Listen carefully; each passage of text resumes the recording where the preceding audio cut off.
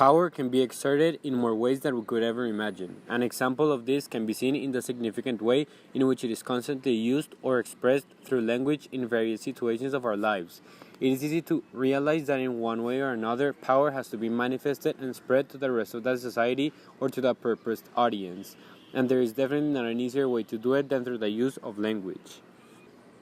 In order for power to be successful, there must be both a leader and a follower, where the leader usually commands and orders the followers through the use of power of language, using persuasive speeches, threats, among other tools, and the follower simply obeys and accepts the repression opposed by the other individual. In other words, language has been used as a utensil to propagate and expand power. For this to be successful, one must be careful with the vocabulary, tone, timing, and place in which they are trying to exercise their power. An example of this can be easily seen through political speeches, in which a president's or governor's main role is not only to spread their ideas and actions, but also to convince the rest of society that choosing them is making the correct decision no matter what the other candidates say. Despite of everything, it is important to take into account the way in which power of language is constantly used in a negative aspect too. This is represented through dictatorships in which the use of persuasive language and false compromises makes people believe what they shouldn't believe, and act among the example of inappropriate leaders who plan to do nothing but the worst to the society they live in, as it has been seen in history with corruptive leaders such as Chavez, Hitler, Pinochet, among others.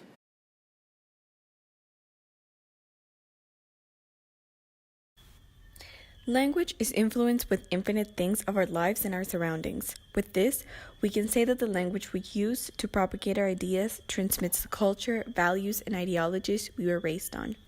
In addition to this, language is constantly seen as the go-to way to express ourselves, which is why we make use of these one through arguments, speeches, propagandas, among other things, when we want to transmit specific ideologies or messages that we can have in mind. It is due to the propagation of our ideologies through language that things such as the status quo or fake rumors continue to be spread in every society of the world. With this said, we can see that despite the fact that language can be used to propagate good ideologies and purposes, such as doing marches or strikes to protect the environment, it can also be used in really negative aspects, which not only include things such as bullying at school, but also involve life-changing actions like the extent of totalitarianism in a country, as it happened with Japan's defeat after World War II. In general, ideas and ideologies can be easily propagated through the language that goes from a simple conversation to a speech, a strike, or even a revolution, and that can be supported by ethos, pathos, logos, and other elements.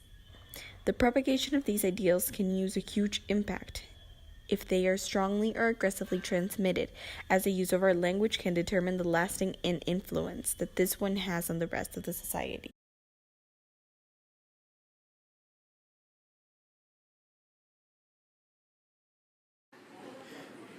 Titles, groupings, and terminologies all have something in common. Each of them have its own purpose and determination that is focused in a single and specific concept, area, or ideology.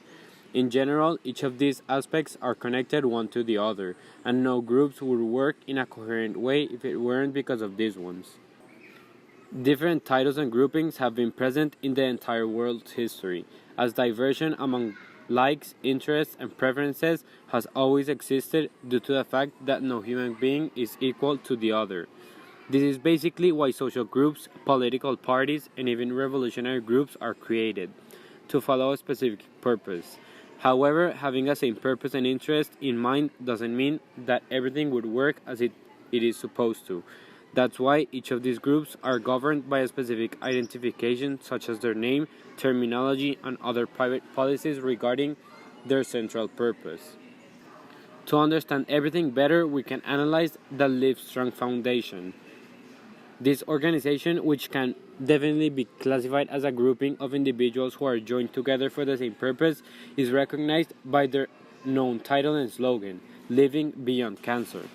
This is very important, as by simply reading this short phrase, it can be easily inferred which are the group's interests and what impact they want to have in the rest of the world.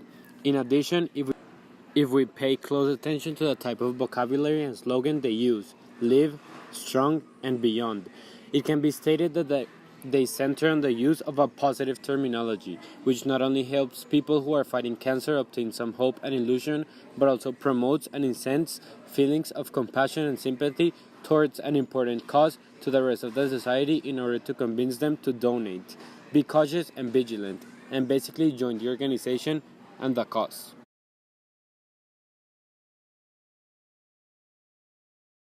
Language can definitely be used to gain power. In fact, we tend to use this technique way more often than what we actually imagine. Language is a basic part to the way in which we want to be seen in society and how much seriousness we want our sayings to be taken into account. This is exactly why we as human beings tend to use a confusing and indirect language when we are afraid that our ideas won't be accepted, while we tend to be much more precise and strong whenever we feel confident about something we are expressing out loud to the rest of the society.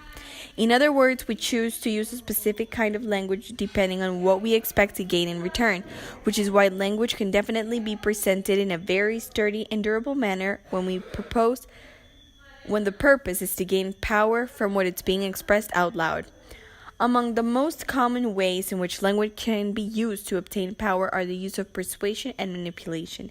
These elements are constantly represented in several aspects of our daily life, like presidential speeches, when a president either wants to persuade the citizens to root for him or his ideas, propagandas and commercials, when the audience is trying to be persuaded to buy a specific product, for instance, asking for permission to your parents to go out, when parents can be manipulated by listening to good news, such as good grades, before being asked for permission, among thousands of other ways in our daily life.